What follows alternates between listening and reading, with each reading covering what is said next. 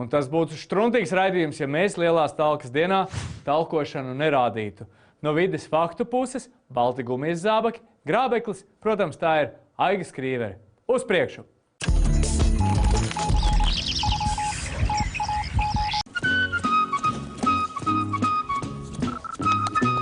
Jau 8. gadu vides fakti arī piedalās Lielajā talkā, un šogad mēs talkojam Tukuma pusē.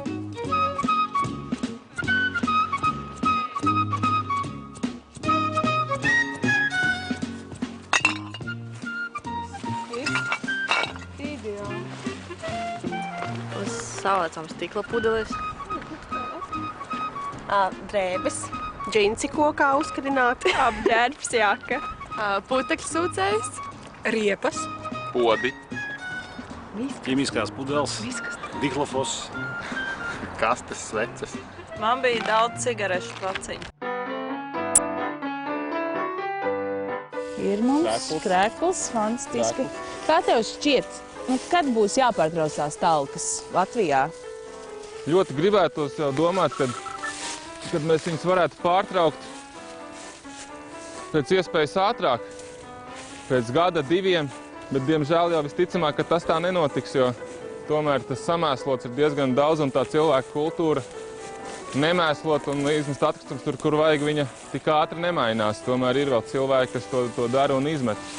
Bet kopumā es gribētu teikt, ka tendence ir pozitīva, jo atkritumu paliek mazāk.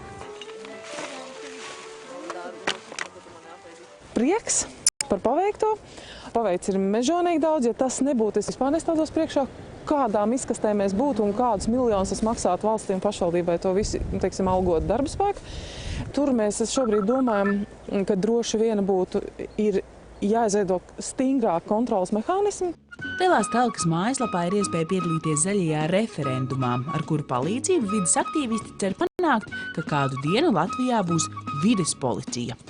Tā kā dažviet pasaulē ir tātad vides policijas, tās ir pārsvarā valsts policijas, tas tie ir atsevišķi departamenti, kuri nodarbojas tikai un vienīgi ar vides jautājumu. Tas ir, punkts 1, protams, tas ir šī sadzīves atkrituma piesārņojuma, protams, tās ir visas emisijas, tā ir sekošana līdz dokumentācijai. Ja būs šāda policija, tad tas būs daudz sekmīgāk. Vai tā ir vides policija vai kontrole, es nezinu, bet droši vien es teiktu vairāk, ka mums jāiegulda tajos cilvēkos, vairāk rādot tās vietas, kā ir pašiem, varbūt liekoties arī talkās piedalīties un stimulējot viņus to darīt, jo tā, kad cilvēks pats dara un māc tos atkritumus, viņš arī aizdomās, vai nākošais mest viņus ārā. Viena pēc pudele, kas visticamāk nākamos 100-200 gadus nesadalīsies, un tā viņa te palikt, jo mēs viņu nesalasītu. Bet mēs viņu varam pārstrādāt, salasot un ieliekot pateicīgajā konteinerā. Viņi nonāk šķirošanas cehos un tālāk viņas aiziet uz pārstrādi, un mēs taisam jaunas plīšu džempers vai teikrakus, piemēram. Lielās talkas tradīcija aizsākās pirms 7 gadiem ar talku 2008. gada 13. septembrī, kas bija kā iedzīvotāja dāvana Latvijai tās 90. dzimšanas dienā. Ko, kungi, skatieties, man te piespiedu strādāt. Labi, ko nevajag šitam baļķinēt. Kopumā, jā, ir uzlabojusies situācija, tikai es nevaru īsti saprast, kur vēl atrodas tie deģenerāti, kuri iet un met un piemēslo. To es nesaprotu. Pagājušajā gadā savākto atkritumu daudzums bija tikai 1768 tonnas. Salīdzinot ar pirmajiem talku gadiem, tas jau ir maz. Iedzīvotāju rūpes par vidi ir manām augušas, jo apkārtni sakopa 160 000 iedzīvotāju. Dārziņā aicinu bērniem kopā sakopt apkārtni, un pēc tam vēl uzņēmumā vienā. Visi tā dara. Darba vieta organizē vienkārši un tā. Mēs ļoti ceram, ka šogad talkas dalībnieki būs vēl vairāk un atkritumu maisi krietni mazāk, bet pagaidām skaitļi vēl nav zināmi. Aiz loga vēl gaišs un vari turpināt talkot.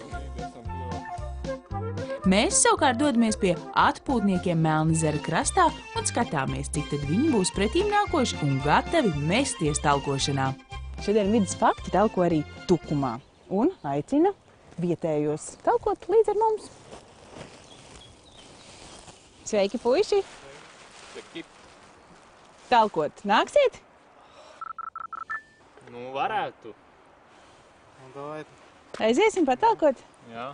Labi. Es neteikšu ne pajokam, jādzīvo ar tīrām rokām.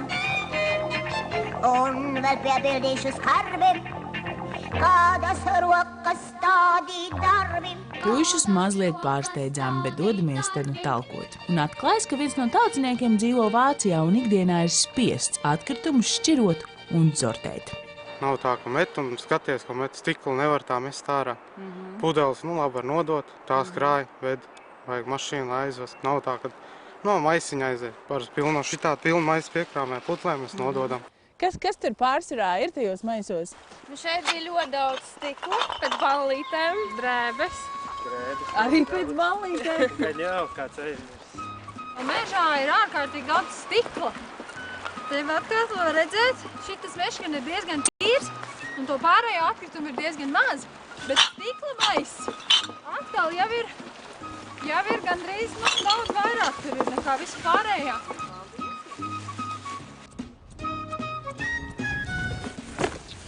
Nu tā, vēl viens maisiņš. Apgājām diezgan plašu teritoriju apkārt, tukuma kartiņu trasē, vācām atsevišķi atkritumus un atsevišķi vācām stiklu.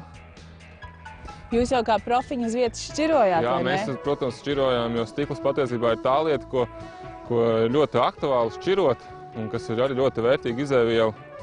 Un tad mēs arī, mūsu devīze bija šķirojam stiklu, un tā mums arī šogad pavada visu laiku.